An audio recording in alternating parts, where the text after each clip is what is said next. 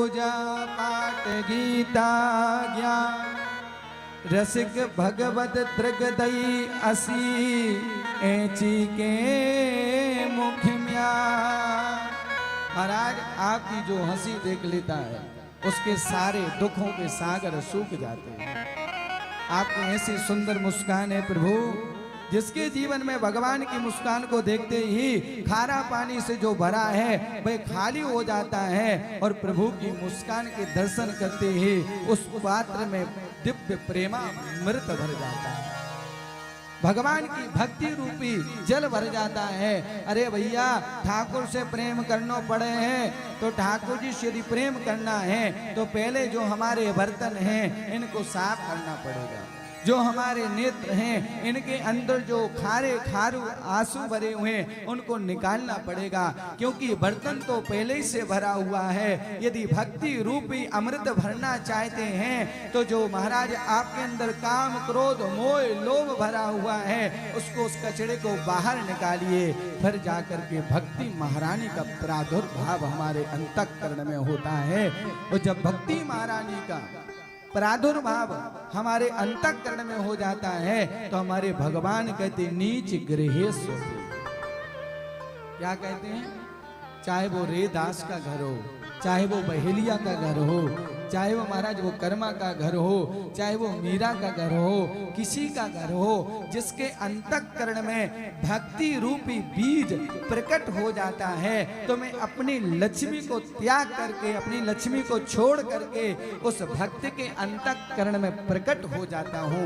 मगर मेरी शर्त एक है, उसके अंतःकरण में भक्ति महारानी का प्रादुर्भाव होना बहुत जरूरी है।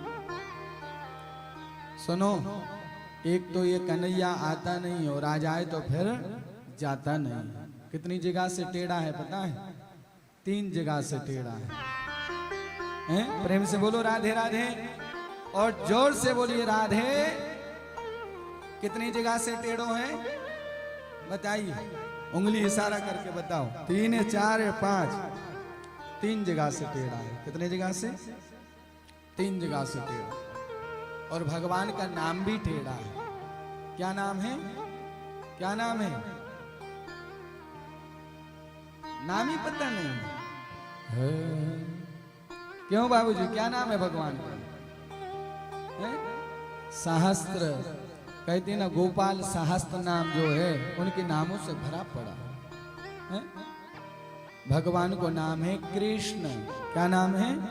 कृष्ण। जोर से बोलिए। देखो अब जकाऊ के दांत नहीं है ना, वो कृष्ण नहीं बोल सकता, उसकी खिड़की से हवा निकल जाएगी तो वो कृष्ण बोल ही नहीं पाएगा। नीचे क्या लगी है? क्या लगी है? ऐसी टेढ़ी।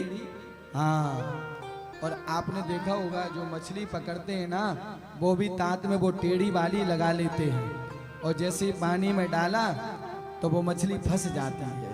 और जब मछली फंस जाती है तो कितनी भी वो झटपटा ले, कुछ भी कर ले, मगर एक बार फंस जाए तो फिर वो छूटती नहीं है। उसी प्रकार एक तो आता नहीं है और आ जाए तो जाता नहीं। बड़ी सुंदर कथा। एक बार श्री नारद भगवान भ्रमण करते हुए उस वृंदावन की भूमि में गए, उस ब्रजभूमि में गए को देखा, वहां की अनंत गोपियां हैं, बड़े महाराज भगवान की भक्ति करती रहती हैं, भगवान का नाम लेती रहती हैं। मगर आज क्या देखा कि एक गोपी बैठ करके तपस्या कर रही है।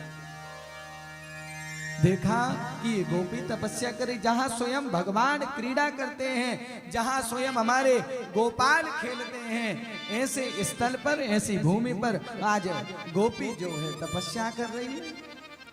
मेरे प्रभु नीचे उतरे हैं नारायण भगवान ने और गोपी से पूछा, रे गोपी कहाँ बात है, किसके लिए तपस्या कर रही है? अरे तेरे जीवन में कौन से धन की कमी है? तो गोपी ने देखा ये तो नारद जी हैं। और नारद जी क्या हैं? नारद जी जिसको मिल जाए सब कुछ मिल जाता है। बिनु हरि कृपा मिले नहीं संता,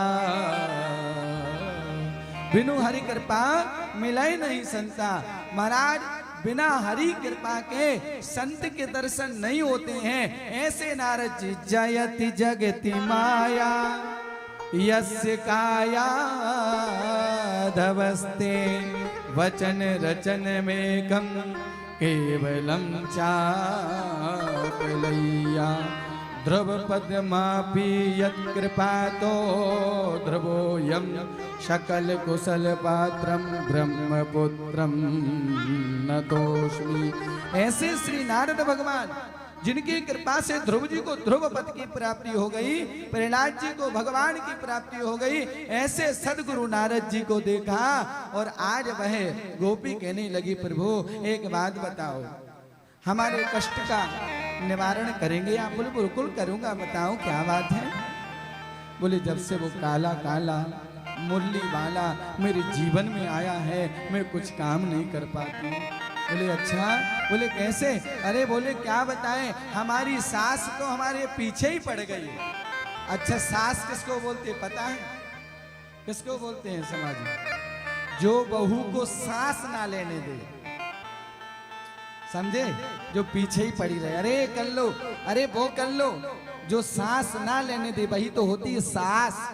हाँ, जो बहू को सांस ना लेने, ये कर लो वो कर लो, ये लिया वो लिया, हाँ पीछे ही पड़ी रहे महाराज हाथ धोए के। ऐसे ये सास भी पीछे पड़ी रही थी। गोपी कहती सुनो भैया, एक बार की बात में गैया को दूध दोहन कर रही, ना जाने कहाँ से खेल तो कून तो आयो और मेरे पीछे करो। अरे गोपी पूरो निकाल लेगी, कछु हमारे ताई छोड़ेगी ना है। मैंने कन्हैया तो ये भूख लगी है का? बोले हाँ मुझे भूख लगी, बहुत जोर से लगी। ऐसो कर अपनो मोड़ो या गैया के नीचे लगाए।